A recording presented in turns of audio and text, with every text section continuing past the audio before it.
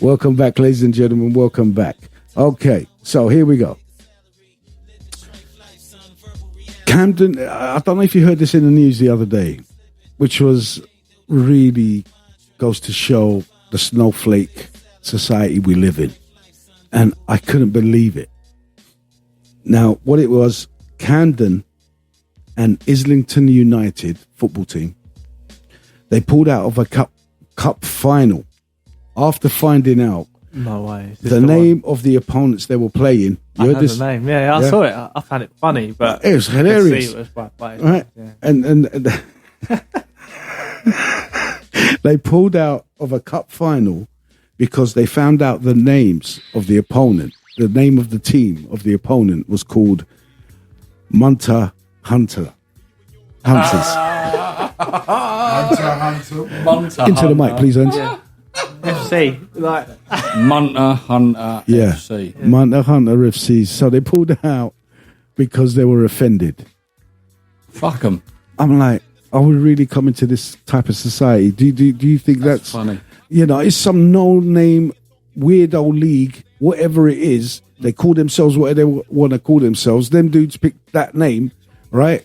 And they got offended. This Camden and Islington United got offended. So these footballers actually got offended? Yeah. Male footballers got offended at that name? So, well, maybe the councils got offended. Yeah. That's ridiculous. And they pulled out of a cup what final. if your what if the place you lived was called Munter? There are places, right? So if they're the Munter Hunters, I think it's brilliant. What? It sounded like where our school was, wasn't it? Cock Lane. Yeah. The Cock Lane. I don't know. The Cock Hunters. The Cock Hunters or Yeah. something like that. There. No, but I mean, like, really? The league would have had to pass the name in the first place. So they've been playing all these games, and then it gets to like the semi-final or whatever it is, and it's like, oh, by the way, this isn't. Oh, they used it as an excuse. Is it semi-final? Was it cold? I don't know. Was it raining that day? They didn't want to go out on the pitch? Do you know what I mean? Bottled it. Like, that's what it sounds. I just don't understand this level of human. How do you, this is, by the way, this is are they to, going after the Munters? Like, they want them. Yeah, Munter Hunters. so they're hunting them. Yeah, so like, it's not like... Ugly birds have got a chance. Is that what you're saying? Well, I mean, I didn't say whatever Munter means. They're going after them and they're getting... No, but it's... more than they're on a munt hunt. Yeah. Is that... So they don't want the pretty things coming to their games. No. They want... They want the side shows. Yeah, they want the Munters. Whatever it is. Yeah. Side shows. They want the freak shows. You know? So, I mean... But realistically, the jokes aside, guys. Mate, if I'm a munter, I'm going, look. Here I am. Do you want some? I'll give it you. Half-time orange. Fuck that off. You can have me. You are orange. I walked into that one. Oh, Martin, you make me laugh, mate. Oh, dear. So, I'm just really like... Mate, what kind of society are we living in? Do you know what I'm saying? Is this why really there's a question I got on here. Again, I didn't know if I should bring it up or not, but I think I will now. Do you guys believe that we're in end times or close to end times? By using your own judgment. Elaborate on the question. End times as it's quoted in the Bible. End of the world. A biblical end of the world. Or life as we know it. No. Life as we know it. End of the world. End of the world. I think that's game over. You know, where do you think we are in? I mean, like in the biblical term, end times. Do you believe we're living into this? Because there are things that lead up to it. Stories that lead up to it, sayings that lead up to it, and when you read it, which I haven't, by the way, ladies and gentlemen, shows that it's in the times that we're in now. And is it the rapture, Martin? You went. Is it the rapture? Is when people? That's very Catholic. Yeah. That's the end of days, isn't it? When it comes to earth, and if you don't believe, then you're going straight to. So as far as I know. So this is where I'm asking in that description. Do you think we're in end times with the eyes that you have in your head and the ears that you have in your head, that the things you see, the things that you hear, how I can't believe they're affirming this kind of action. I think every generation would have said that, though, wouldn't they? Like, nah, it's the end of the Yeah, day. but it's getting more. Would you say every generation would say it's getting more and more? Because of the only thing I knew when I was younger is bloody music. That's not music. You know, like the elders were listening to like the shit that I was listening to. If they would have went back, like, then you're going into back to like the 1914 to 1980, there's a war, proper war. Not, I mean, I'm not diminishing any other wars that are going on now, but World War, and then 39 to 45, you had World War II. That's proper worldwide war. Like everyone's into it. So you would be thinking, the end of the days, it's coming, right? That's the rapture. Yeah. The rapture's coming. It's going to be a world war. Yeah, you would imagine. I don't know. No, I hear what you're saying, but I'm just talking about. Those are not the things that will bring about the end of times. No, it's the way society is living its life, how it's conducting its life, how its thought process is working, how a lot of fake stuff out there that we're trying to that we're asked to believe in. When for instance, doesn't it all lead to war? Well, no.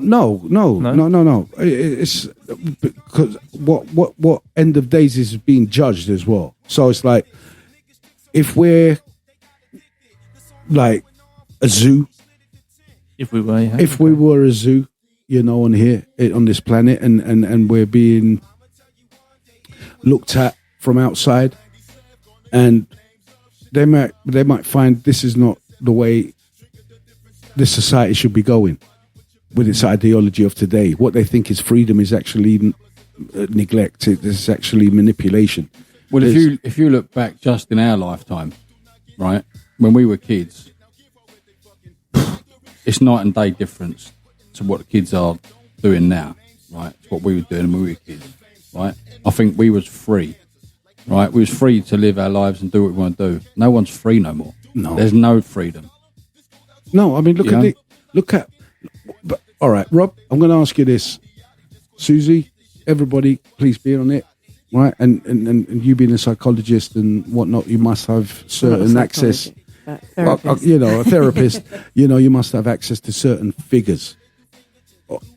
You know, in our days growing up, we didn't have confused genders.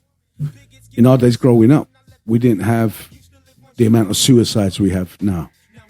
In our days growing up, we didn't have. Is that a fact? Yeah. Is it? It's growing because of peer pressure and internet and social pressure. It's growing. You know, I mean, again, type it out online and you see a chart. I'd like to see the ratio. That's what I'm saying. Yeah. Check it out online. I need to check that out. You see a chart, a ratios on there. Yeah. Right.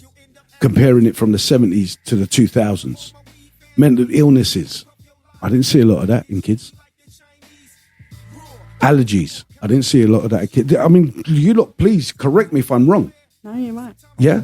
All these things that are becoming more and more nowadays, where the society is losing its frigging mind to accommodate for lies. Do you know what I'm saying? And are you truly not saying to me the path that we're walking at the moment as a society is not the correct path? Like I said, what you may think is freedom is manipulation and misguidance to everybody within our society. That's the way I feel. That's the way I see. I use my eyes and ears. That's like the stopping of cash. Yeah. Right? Yeah. It's not. I hear it when we talk about it with people. It's because you work with cash. You know, you're doing this, you're doing that. No, it's not, right? Because you can't hide money like you used to be able to do. Not that you should hide money, hypothetically speaking. Yeah. But you can't. It's not like you can put it under the pillow, under your mattress, whatever, hide it away. Because everything you need to buy for work is all bought online anyway. So you've got to put it in a bank, right? But people don't understand, once you get rid of the cash, there is no freedom, right? So if I want to come and buy your car and I've got cash, I can come buy your car, right? You can sell your car to me for that, for whatever it is. You can go and buy a car off him, you can let them move around. that money stays that money, right? If they take away cash and I come and buy that car, you've already bought that car and paid tax on that, right? So I then have to tap my phone onto your phone or however you do this transaction digitally. I will be taxed for buying it and you'll be taxed again for selling it. You've already paid tax on it. So everything you own now is yours, is not yours anymore because it's all tax deductible again, right? So everything you own. So if you, anything, people don't understand. It's ridiculous. Once this cash goes, we're all screwed. There's complete. They will have complete control because everything will come out of your bank. They will know how much you've got in, how much is coming out. They've got complete control. They've become your financial. Well, you haven't got. You're in a prison. No, right? Yeah. You're in a prison in your own home, wherever you do. Yeah. If you're a single parent, right, raising kids on your own, on minimum wage, and you need a little part-time job, little cash-in-hand job, just to put your kid through a ballet class or a football class or something, you can't do that no more, right? So if you get whatever benefits you get as a single parent, working tax credits, whatever the benefits are, they will stop you having them because it'll say, oh, you earned 30 quid today for going around and mowing a lawn for someone or doing someone's ironing or whatever it is you're doing. And that's fucking wrong. Yeah. Right? And it's okay for these people, the elites, the rich, the people that control us, because they've got so much money that all these fines, all these charges, ULEZ, all this shit, it's just another little bill to them, right? And what it is, the way I see it, is just paving the way for them to just move around and do what they want to do while we get screwed. That's right. That's why I was going back to that. We're workers. We're worker ants. Yeah. That's all we are. Well, that's what I was saying. What they're trying to make London is like that film, Logan's Run. Yeah. Watch it, with the dome around it, the glass dome around it. Check it out. Only the rich can afford. Did you see? Don't quote me on the exact money. I think he said it was £1 million. I can't remember. I will send you the link that I watched the other day. Yeah. They done that budget thing. The geezers, we're in the country's in a shit state, right? We're in a recession, right? Whether they want to say it is or not. And the first thing they talk about in this fucking budget is building a epoxy statue for Muslims that have died in war, right? £1 million, right? And we don't need no more fucking statues for anybody. The country's in a shit mess. Don't build a fucking statue. Put £1 million into the NHS. Put £1 million into someone else's pocket so they can feed their kids. It don't make sense. This is what I'm saying. The world has gone into a crazy place, man. And this is where you notice things around you that don't make sense. Like I said, I don't believe we're the base civilization. I think there were other civilizations before us. And there's been catastrophes that have wiped the previous civilizations out. And we're just a reboot. And who's to say that we can't get wiped out and another civilization raise up after that? This is why I don't believe in Darwin's theory, because there's always been a civilization. And I think we're like the third or fourth civilization from the base civilization that was here. And I don't mean apes or anything like that. So this is my, I hate sounding like a doomsday type of dude, but, it's like we need to fix up, man. We need to, as a society, we need to be real, less delusional, be understanding, but be real. Ladies and gentlemen, I just want to say we're coming to the end of this segment and the end of the Tonight Show. And I just want to say thank you for Susie coming onto the show tonight for us. Thank you for having me. And also my Enzo and Rob, well done. Thank you very much for coming on tonight. And there we go, the team. We got Martin and we got Lisa. Dudes, thank you very much for tonight. And guys, I hope you have a lovely, well, it's Friday night. As you know, we only record on Friday night. Please don't forget to like, subscribe and share. You may find this interesting. You may find it boring, but hopefully you get a little joke and maybe, I don't know, understand us better, knowing that we're just human and we're just like you. And if you want to say anything, please email us on the information that I've laid down, which is georgekingtalks@gmail.com. Thank you very much, guys. Have a nice day.